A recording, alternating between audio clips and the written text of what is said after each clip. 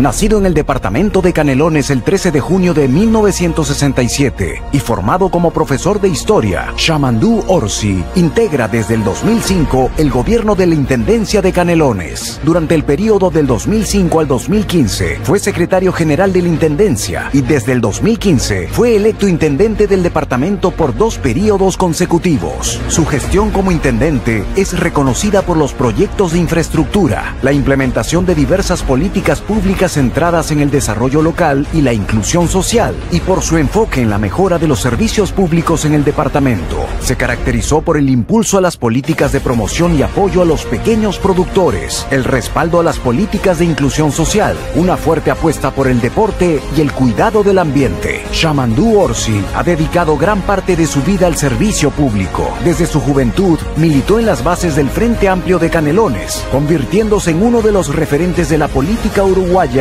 y hoy candidato por el Frente Amplio a la presidencia del país. America Business Forum se enorgullece en presentar al candidato por el Frente Amplio para convertirse en el presidente de Uruguay, Chamandú Orsi.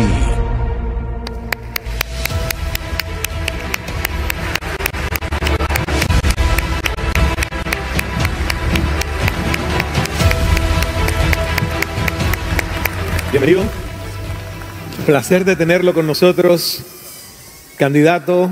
Gracias por estar con nosotros. Qué lindo panorama. ¡Wow! Linda audiencia, ¡Wow! ¿no? Qué hermoso. Todos qué hermoso. expectantes de escucharle. Acá estamos. A escasos días de Uruguay tener en las urnas la posibilidad de elegir sobre el futuro. Y no solo Uruguay, a través de Infobae, muchos de los que están viéndonos en cualquier parte del mundo a través del streaming quieren saber más de usted. Detrás nos preparábamos y le preguntábamos sobre el origen de su nombre, que me pareció muy interesante, porque la verdad para mí es la primera vez que conozco a alguien de nombre Chamandú. ¿De dónde viene? Es un nombre de origen guaraní, así como tuvimos a nuestro presidente Tabaré, que también viene de la herencia en los nombres, más que nada, Uruguay, el nombre de nuestros ríos, Tacuarembó, la mayor parte de los nombres de nuestras zonas, de nuestros ríos, y muchos, o no tantos, nombres masculinos más que nada, en Uruguay. No digo que son muy comunes, pero es bastante normal. A pesar de que en Uruguay normalmente decimos que es tierra charrúa, pero lo idiomático, lo que quedaron en el nombre de las cosas, más bien se hereda de lo que fue la influencia guaraní también en nuestro territorio, que llegaban hasta acá y tenían lo que les llamábamos la vaquería del mar, o sea, aquí criaban su ganado. ¿Qué quiere decir Chamandú en guaraní? Por lo que tengo entendido, quizás haya algún paraguayo aquí que sepa bastante más, tiene que ver con una deidad, algo así como el dios de la lluvia. También alguna vez leí que el profeta del diluvio Ñamanduá, y pido disculpas si hay alguien que domine el idioma guaraní, porque en la pronunciación quizá no sea tan correcto. El dios de las lluvias suena bien, porque las lluvias traen cosecha. Exacto. Así que es un nombre que significa prosperidad. Exacto. No como mucha gente que piensa que la lluvia le enferma, ¿no? La lluvia da vida, cosecha. ¿Siente que está listo para cosechar todo lo que ha sembrado en esta campaña y que en unos próximos días se demuestra con el voto? Siento que estoy listo para cosechar no solo lo que se ha sembrado en la campaña, sino a lo largo de nuestra historia en la actividad política y en la gestión. Porque tuve la suerte o la fortuna o la ciudadanía me dio la posibilidad de ser primer suplente y secretario general 10 años en la Intendencia de Canelones y 2 periodos seguidos intendente. Entonces eso es parte también de esa siembra, la actividad, la política como parte central, pero también la puesta en práctica de las ideas a través de la gestión.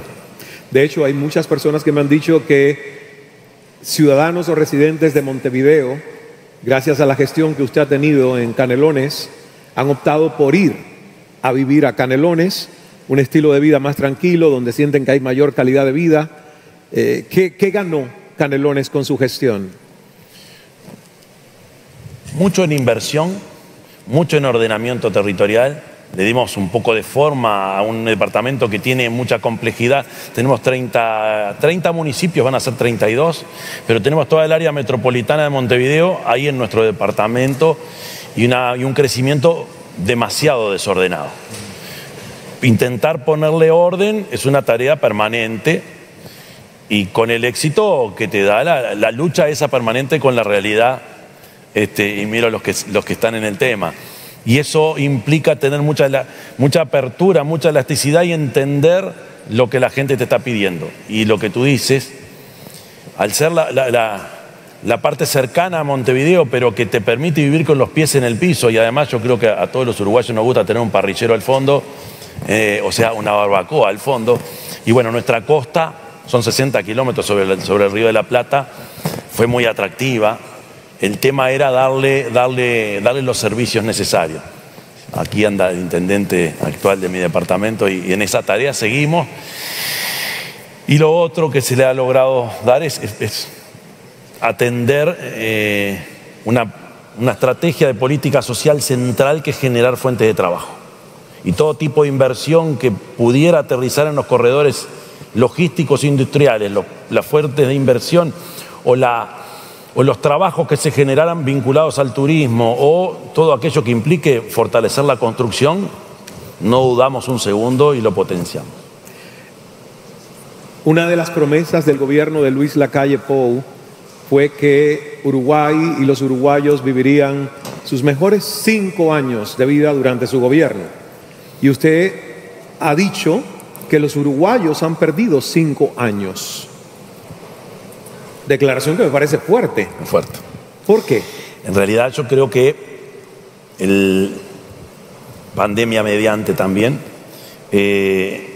todos los indicadores nos dicen que, por ejemplo, a nivel de ingresos de los ciudadanos, se retrocedió a tal punto que en el año 24 se logra el mismo nivel salarial que el 19, incluso un poquito por arriba. Yo creo que esa curva descendente en los ingresos, yo creo que es una pérdida importante. Por otra parte, visualizo que si bien este gobierno fue concretando cosas que venían planificadas o disparadas desde el periodo del gobierno anterior, no he visualizado nada novedoso de impacto como sí hubo en periodos anteriores. Entonces, más allá de ser, en lugar de ser los 5 mejores años de nuestra vida, seguimos con una tendencia que había arrancado en el año 15 de una economía muy estancada, que apenas crece, incluso menos que nuestros vecinos, y eso es preocupante. Entonces yo creo que lo que ha pasado, creo que se perdió un tiempo maravilloso de poder pegar un salto en el crecimiento económico que nos permita a la vez brindar la cobertura y la protección social necesaria. ¿Se siente usted con una ventaja en esta elección al ver que las encuestas le favorecen como candidato del Frente Amplio contra los otros candidatos que tienen que entre ellos lugar un porcentaje para poder llegar al balotaje? Incluso yo sé que dentro de su equipo hay confianza de que se pueda lograr lo que ya una vez sucedió y de que usted a lo mejor pueda en primera vuelta ganar la elección. ¿Cómo se siente usted? A ver, las encuestas son como el perfume que está en el ambiente. Tú puedes tener alguna idea de por dónde viene la mano, pero no tenés la certeza de lo que está ocurriendo. Pero sí son señales fuertes, no quieren decir más que eso, y cuando te plantean el margen de error te están diciendo que es una aproximación a lo que es la realidad. Después la elección dirá. Pero por supuesto son señales tranquilizadoras el saber que 5 años atrás, o dicho de otra forma, desde hace un par de años nosotros venimos analizando cómo estábamos nosotros 5 años exactos atrás, cómo estaba nuestra fuerza política. Y todas las encuestadoras, absolutamente todas, nos indican que estábamos por lo menos la menos optimista, 2 o 3 puntos arriba, y el promedio te habla de 4 o 5 puntos arriba de lo que tuvimos hace 5 años. Y eso tú lo vas avanzando en el tiempo y se sigue manteniendo. ¿Qué quiero decir con esto? Que por allá, por el año 18, en la víspera de nuestra derrota electoral, a nosotros nos decíamos que estábamos en un 30 y poquito. Decíamos, no, están equivocados. Llegamos apenas al 39 en aquel octubre, que no lo esperábamos.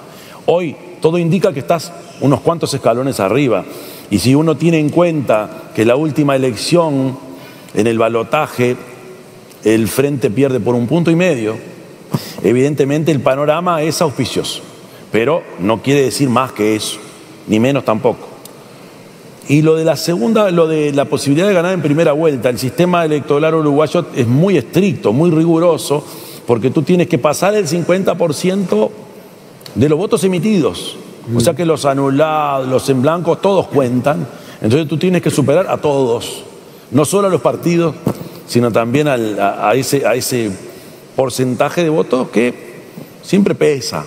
No es mucho en Uruguay comparado con otros países, pero en la cuenta pesa. Por lo tanto, la única vez que se dio fue allá en el 2004, donde fue una excepción.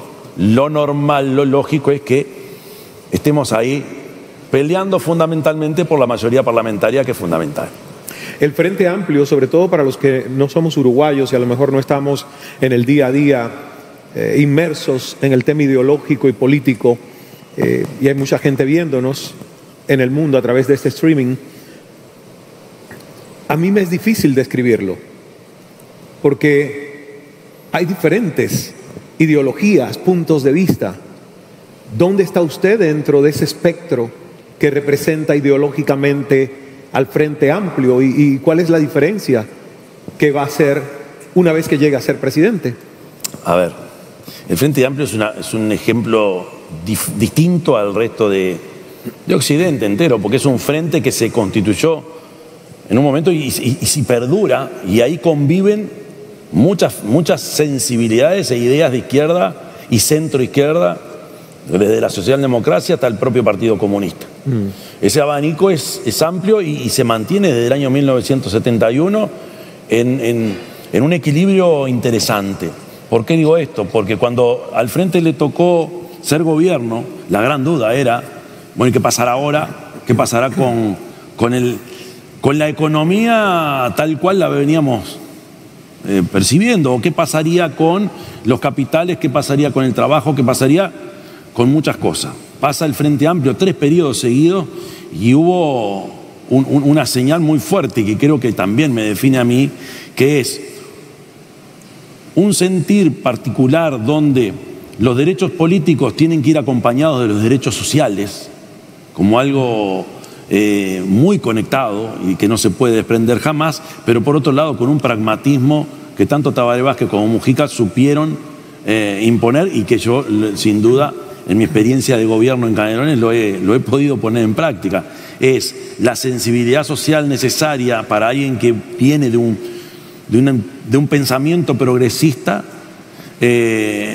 pero con la comprensión de los tiempos que uno vive y cómo hay cosas que debemos aprovecharle, y ahí voy concretamente a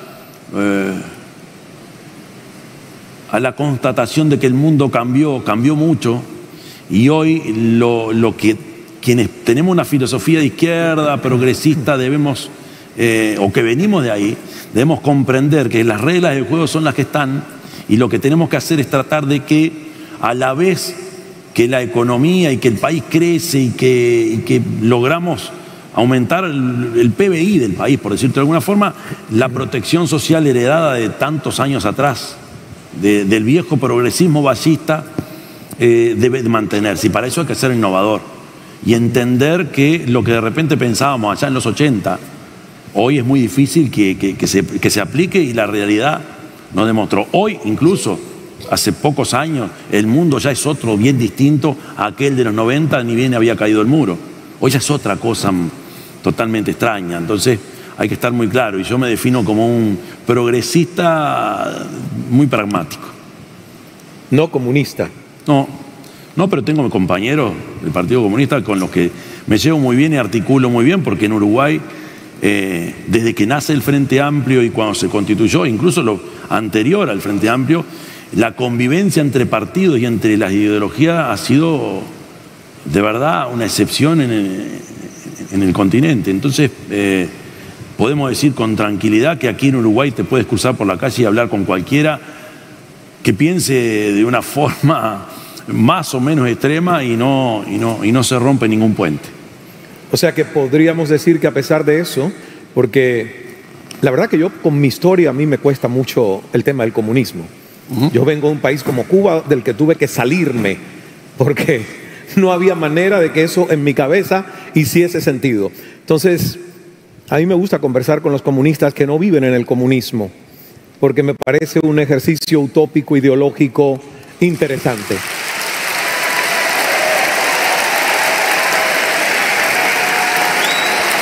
La verdad tengo que decirlo. La verdad tengo que decirlo porque una de las entrevistas que más me disfruté fue con Pepe Mujica, siendo presidente de Uruguay. Y nunca olvidaré esa conversación en el Teatro Solís. Estaba todavía yo en CNN, la entrevista fue para CNN, y le tuve que preguntar a Mujica sobre cómo él veía el mundo hoy, años después.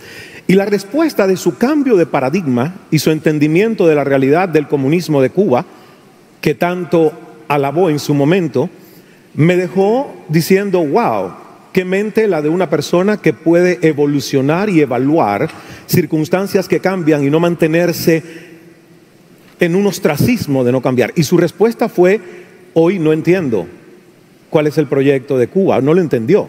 Entonces yo digo, bueno, yo tampoco lo entendí, por eso me fui de ahí.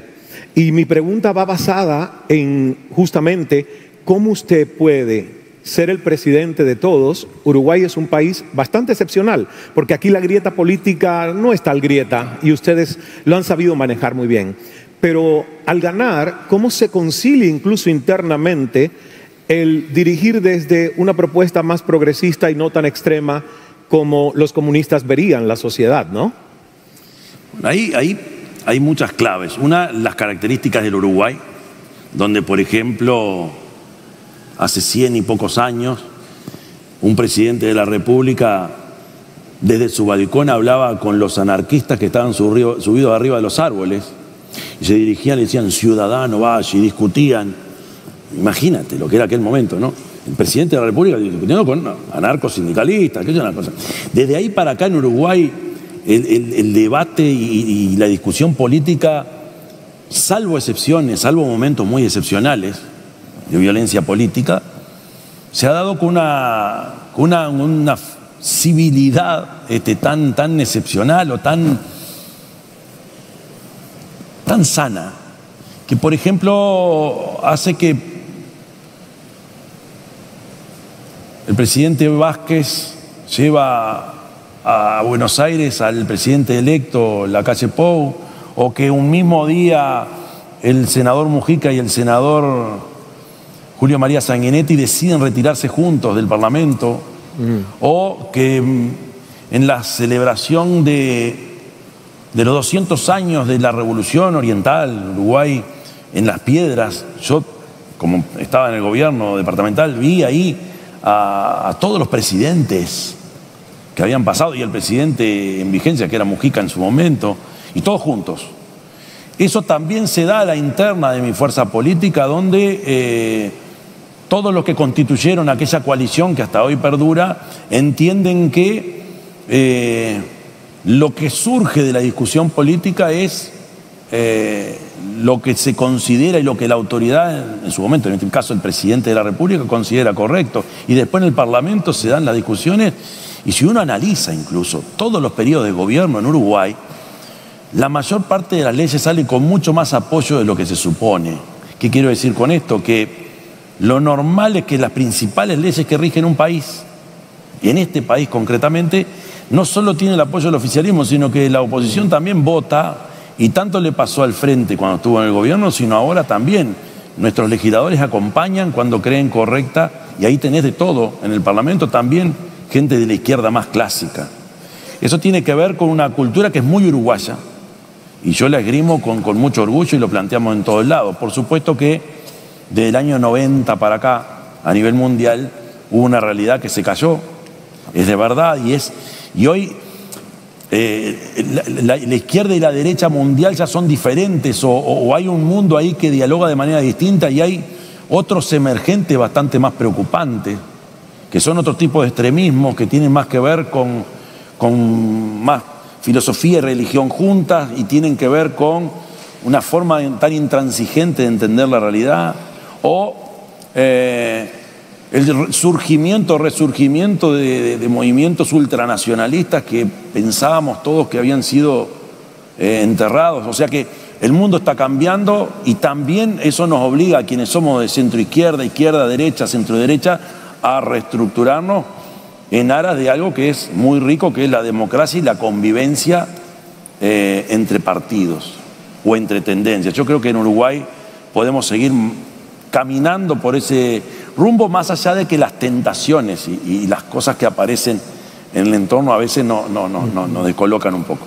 Pero yo tengo mucha expectativa y mucha esperanza en que el pueblo uruguayo, además de la rotación de partidos en el poder, como ha pasado hasta ahora, va a seguir valorando mucho las instancias electorales como la clave, el poder resolver quiénes son nuestros gobernantes. Para mí con eso no se puede transar. Y esa es mi filosofía.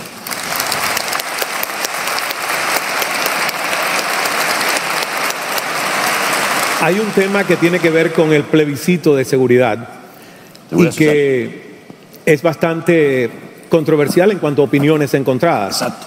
Y usted tiene su opinión firme, Sí, claro, que es en contra, en contra del plebiscito. Totalmente. ¿En qué se fundamenta para ir en contra del plebiscito? Que no resuelve los objetivos que se traza. Nosotros conversamos mucho porque compañeros de nuestra propia fuerza política lo acompañan.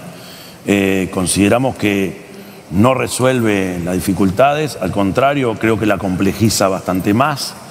Hay algunos detalles que no son detalles. Por ejemplo, en vez de hablar de personas, habla de prestaciones cuando se equipara al salario mínimo, y si no son personas, son prestaciones, no va a generar un impacto económico en las arcas del Estado que no son convenientes, porque considero además que se puede seguir trabajando con los ahorros individuales o el sistema que tenemos, analizando de repente, corrigiendo el sistema, por ejemplo, en lo que tiene que ver con el lucro.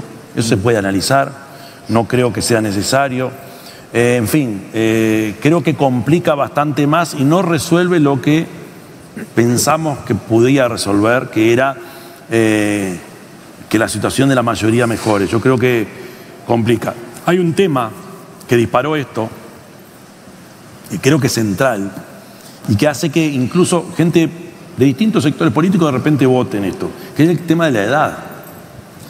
Yo creo que se cometió un error en la actual legislación al poner a rajatabla y no generar esa transición en los últimos años de vida laboral. Entonces eso ya genera un impacto. Entonces cuando la encuestadora de repente pregunta, ¿usted qué prefiere, jubilarse de los 65 a los 60? Los 60. Entonces ahí hay un tema de fondo que ha ocurrido en muchas partes del mundo y que tiene que ver con la expectativa de vida que crece, con la necesidad de productividad, pero que en Uruguay deberíamos emprolijar o resolver bastante mejor. Yo creo que nos genera incluso un impacto en la credibilidad o en las reglas de juego. Uruguay tiene como característica el cumplimiento de las reglas de juego, el respeto por lo establecido en las normas, y cualquiera sean los gobiernos cualquiera sabe en Uruguay cómo sigue. Este tipo de mensajes, como el plebiscito, genera un cambio, no porque no tenga fortaleza si la ciudadanía elige, sino porque la previsibilidad que caracteriza en Uruguay ahí estaría un poco en duda. Por eso considero que no es conveniente.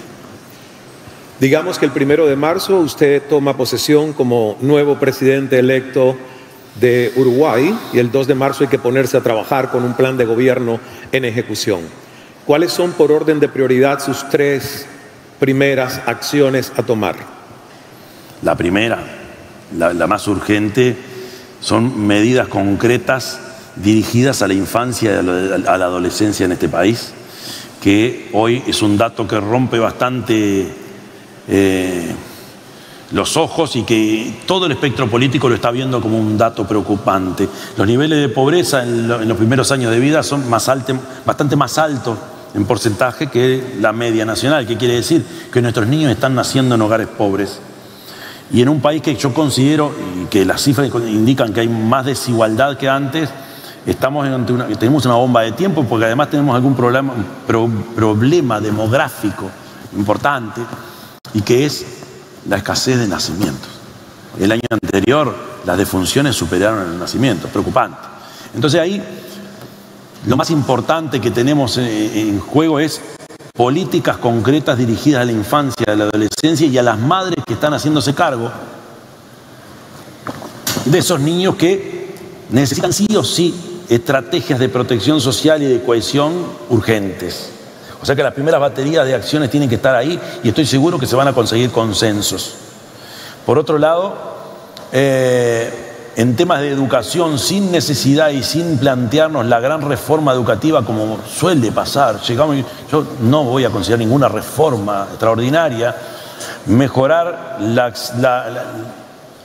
la accesibilidad o universalizar la educación inicial desde los 3 años en adelante, y resolver bastante mejor la matriz de protección a partir del sistema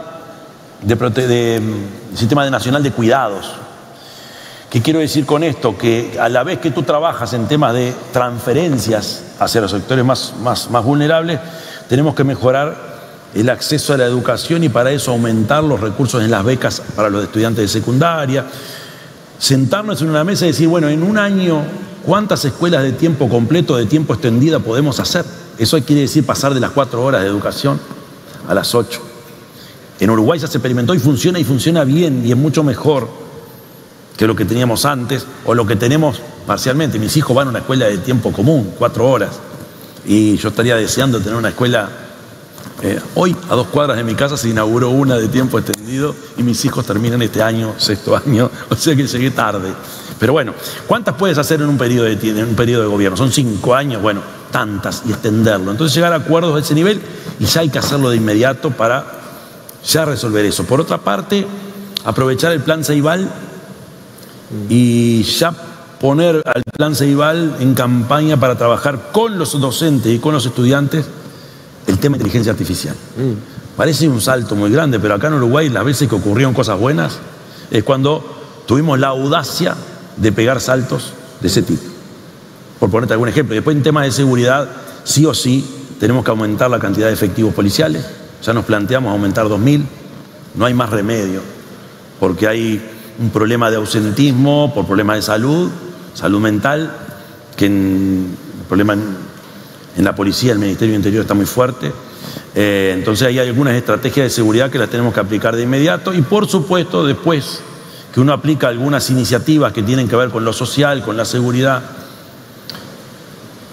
ir hacia medidas de carácter más estructural, como por ejemplo un sistema nacional de riego que funcione, generar políticas, por ejemplo, de mejora en lo que es la gestión en salud. Nosotros tenemos un sistema nacional integrado de salud que es ejemplo en el continente, de verdad, y cuando vino la pandemia eso permitió contener, pero la guía integrado no funciona tanto y empezó a hacer algunos ruidos. Ahí tenemos que tomar medidas inmediatas también, pero que apuntan a lo estructural, así como también discutir a fondo los temas de seguridad que tienen que ver con el lavado de activos, narcotráfico, frontera, en fin, es una batería. Yo digo siempre que gobernar es una combinación de audacia y prudencia a la vez.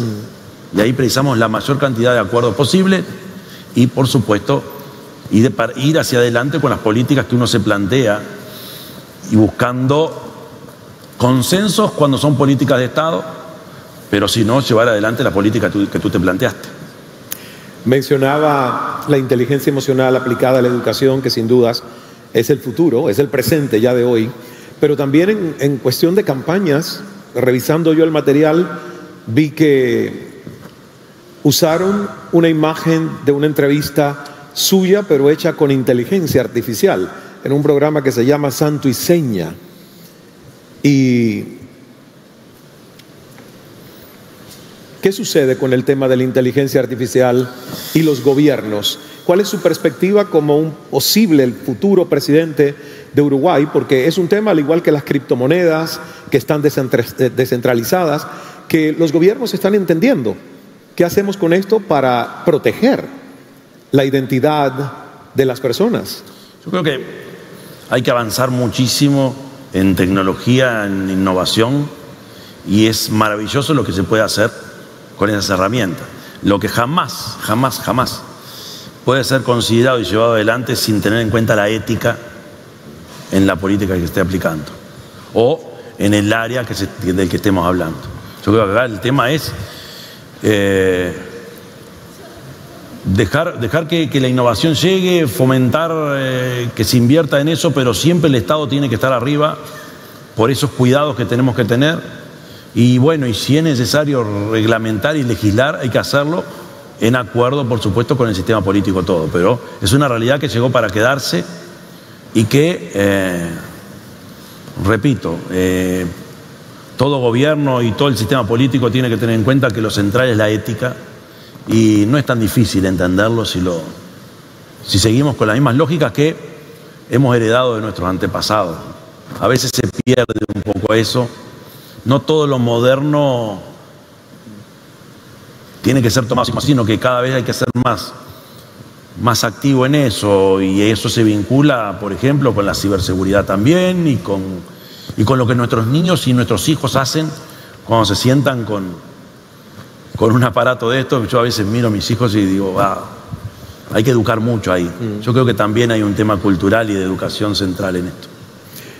Con el tema de la ética, en entrevistas recientes, usted dijo que lo que ha sucedido últimamente alrededor de ciertas acusaciones, con el tema de campañas sucias, corruptas, es un circo y que Uruguay no está acostumbrado a ese circo. No. Y refiriéndonos a la acusación del candidato Ojeda, que dice que usted no le ha atacado directamente, pero que ha utilizado a un asesor de su campaña para crear difamación y ensuciar su campaña. Usted le respondió, pero ya que tenemos esta oportunidad donde tantas personas nos están mirando, dijo que habría que investigar. ¿Qué ha pasado después de eso?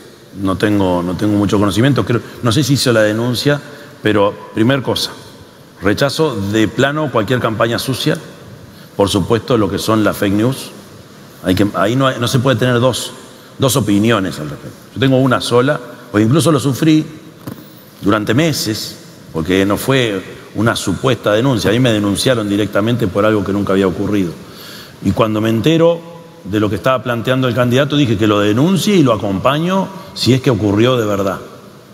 Han pasado los días y no tengo claro cuál es el tema. Yo cuando me ocurrió lo de aquella acusación conmigo, yo no denuncié a nadie, ni apunté con el dedo a nadie, porque no ayuda, salvo que tuviera pruebas.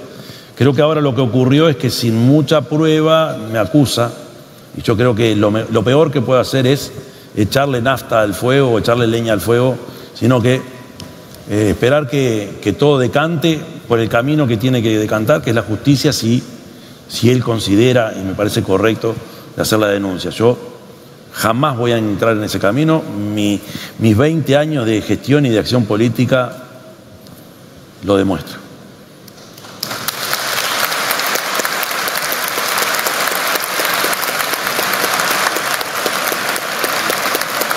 Si usted no tuviera que votar por sí mismo, porque ¿por cuál de los dos votaría? ¿Por Delgado u Ojeda?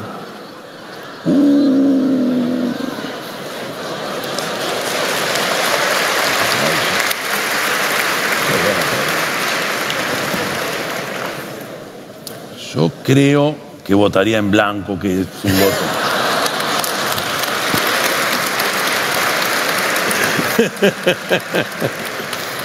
Puede ser, porque la verdad una vez, y creo que fue un uso incorrecto de mi poder ciudadano, pero en Estados Unidos, que es donde yo voto, soy ciudadano estadounidense, lo hice y después me sentí mal porque dije, sí, voté por ninguno de los dos candidatos, ninguno de los dos realmente me convencía, no por un tema partidista, sino por un tema de personas.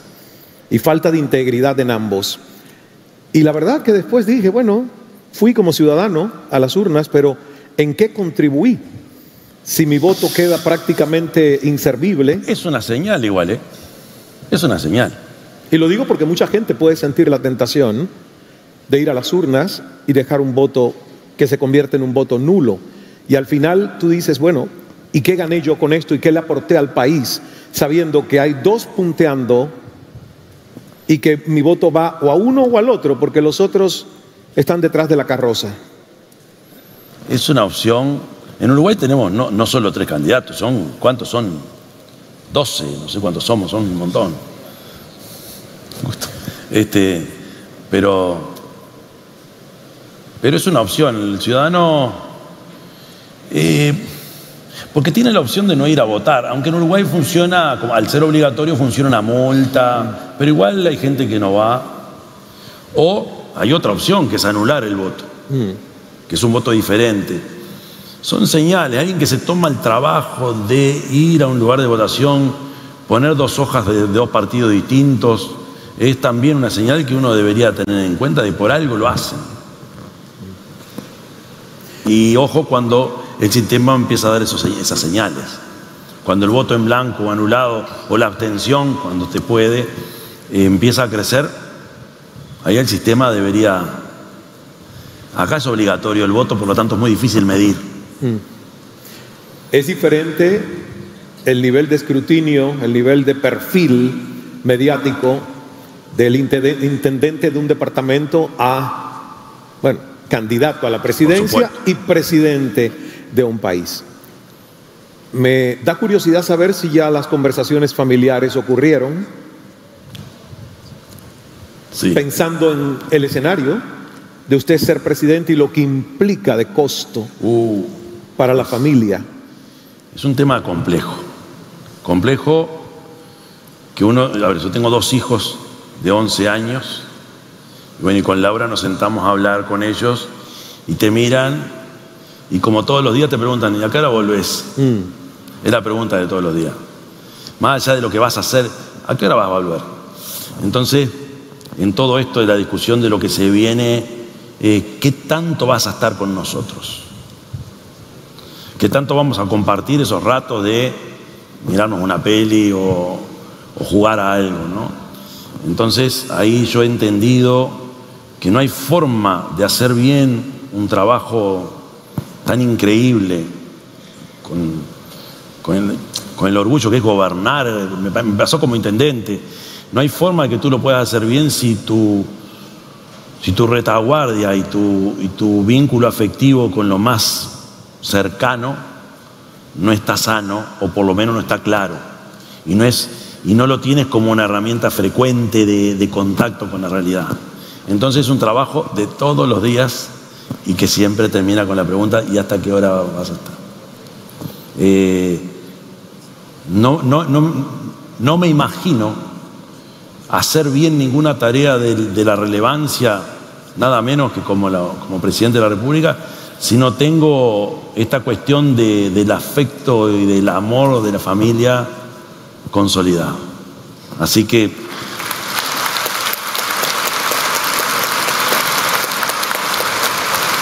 y esto, permíteme, no voy a dar nombre, pero lo he hablado con algunos de los candidatos y siempre entendimos que hay cosas que en Uruguay no pueden pasar nunca, y lo que nunca debe pasar es que se afecte tu tribu, que es lo más sagrado que uno tiene. De verdad lo he hablado con uno de los candidatos y nos sentimos muy consustanciados en eso. ¿Su esposa elige ser primera dama o ahí va? No, dice no. En realidad sus intereses son más dedicados al arte, la danza y la política la recibe por obligación, por cercanía, pero de verdad prefiere la vida que hoy tiene y que va por otro rumbo. No tengo como compañera una militante política, y eso no quiere decir que no opine y a veces reciba lecciones maravillosas, pero no es el tema de la mesa, y Y de verdad, en Uruguay la figura no existe como en otros países, sino que es más por costumbre, pero obviamente es bastante diferente la situación actual a lo que puede pasar si la ciudadanía elige que yo sea presidente. Uno de los temas más álgidos a veces entre las parejas es no hablar de trabajo en la alcoba, pero también sabemos por una frase clásica que muchas decisiones de Estado y de gobierno se toman en la alcoba. Entonces mi pregunta es, ¿se habla de política en la cama? No, para nada. Porque puedo ganarme un opositor. No quiero engrosar la fila del adversario. No, porque de verdad no son los temas que nos convocan cuando nos sentamos de verdad. Por suerte. Porque también es un cable a tierra, ¿no? Pero en el fondo, y ahí en el fondo, 2 por 3 aparece esa interpelación que tiene más que ver cómo tú manejas desde tu propia vida íntima, tu relación con el poder. Ahí sí. Y acá en Uruguay le decimos las paradas de carro, vienen en la alcoba. Y bueno, son esos sacudones que precisamos desde la vida real. Agradezco que sea así. ¿A quién consulta usted en el Frente Amplio cuando tiene declaraciones que hacer, dudas? ¿A quién llama? ¿A quién le pide un consejo? Porque yo sé que tiene un asesor argentino, cosa que me llama la atención, tiene dentro de la campaña, ¿no? Es un analista. Analista. Porque él es académico, que ya estuvo en la campaña del 19 y se especializa en lectura de datos y cifras, encuestas, focus.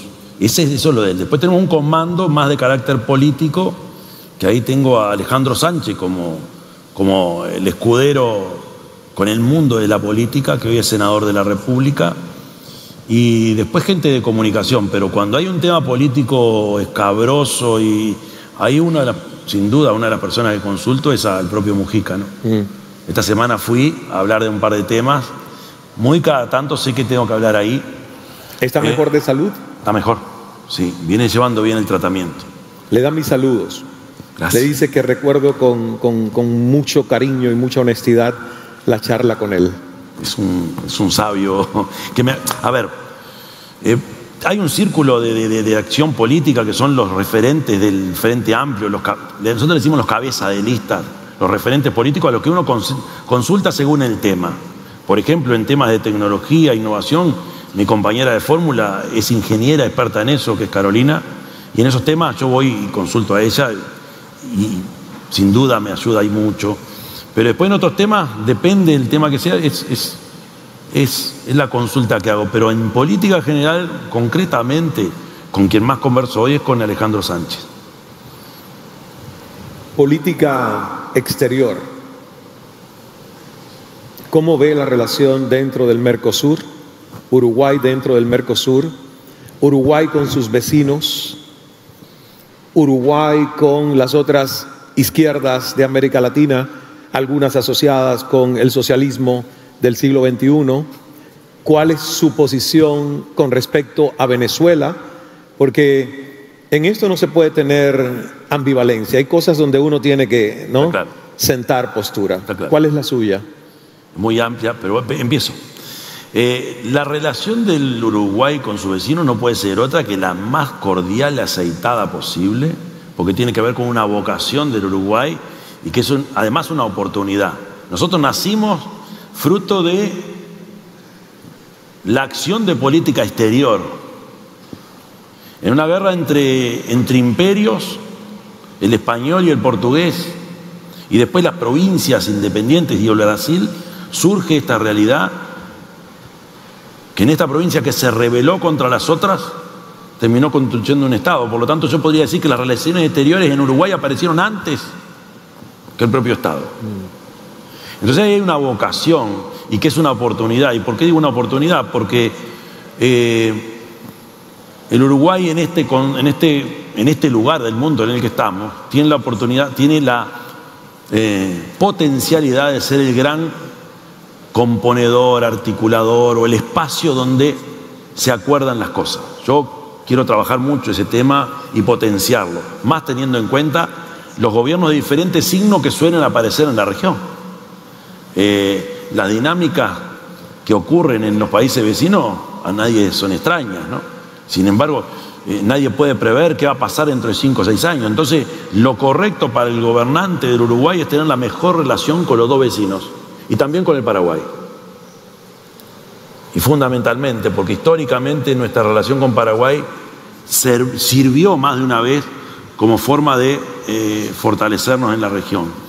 Por lo tanto, no me imagino otra relación que la más cordial, aceitada y fluida posible con cualquiera de los dos gobernantes, Milei o Lula, porque esa es la tarea de un gobernante. Por otra parte, un gobierno no se vincula con partidos de otros países y no se debe meter. Un gobierno se vincula con gobierno, porque los gobernantes estamos, los estados siguen, y el pueblo sigue, y no podemos meterlos de rehén en una lógica que no es la más conveniente. Incluso cuando ha habido afinidades filosóficas o ideológicas con países vecinos, no necesariamente las relaciones son las mejores. Cuando acá se cortaron los puentes de parte de Argentina, teníamos gobierno de signo similar. Por lo tanto, hay que tener muy claro qué es lo que hace uno cuando llega al gobierno y cómo debe relacionarse. No hay otra forma. Y más teniendo en cuenta las características del Uruguay. Por eso Uruguay debe fomentar mucho, y agradezco la presencia del canciller, a quien respeto y admiro, debe fomentar mucho esa excelencia en las relaciones exteriores, y tiene que ver con una interdependencia inteligente. Y ha sido una línea de permanencia en Uruguay, más allá de las diferencias entre gobiernos.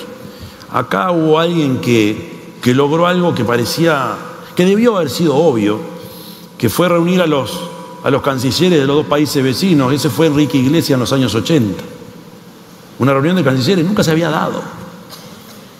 Y a partir de ahí surgió una relación que después dio origen, por supuesto, al Mercosur, pero entendimos con Enrique, que por suerte está todavía recomendando y recomendándonos bien, entendimos que Uruguay tiene la oportunidad de ser ese, no péndulo, sino ser ese actor central a la hora de, desde la diplomacia y desde la excelencia en la diplomacia, lograr que este sea un espacio y un país de paz y de articulación. Con respecto a los signos o a lo que pasa en otros países, y el tema Venezuela es muy recurrente, si no hay libertad, no me imagino la democracia. Por lo tanto, un país es democrático si hay libertad a la hora de elegir.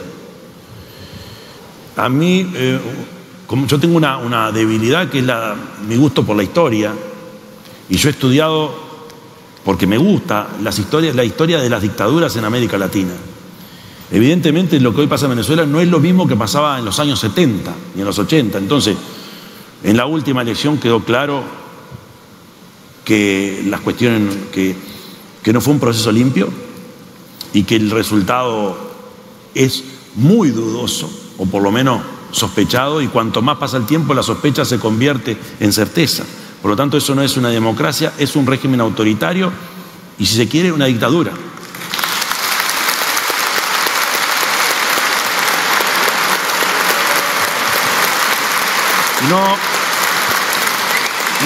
No lo relativizo, no lo estoy relativizando. Lo que es un régimen distinto a lo que estábamos acostumbrados. Y cuando yo he intentado explicar eso, dice, lo está relativizando. Es más complicado todavía, porque hay un proceso de desoccidentalización de Venezuela que me preocupa y mucho, porque nos afecta a todos. Y si a veces hablamos con ligereza de esto, ojo, porque el mundo está muy complicado, porque lo que estamos viendo que está pasando en el mundo es muy complejo. Entonces,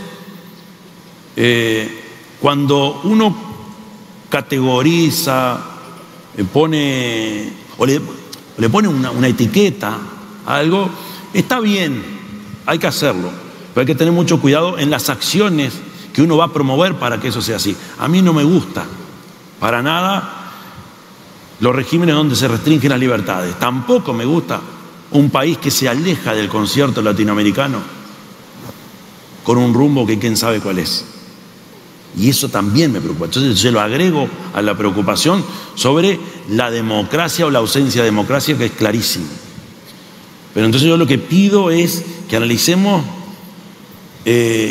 cuál es el derrotero y cuál es la forma de ayudar a que eso no pase, porque nos afecta a todos.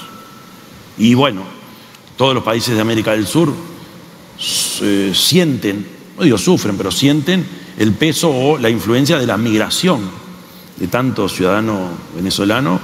Y en el caso nuestro hemos recibido muchos trabajadores y muy buena cosa en un país con tan poca gente. Pero me consta que los países vecinos están sufriendo una presión y por supuesto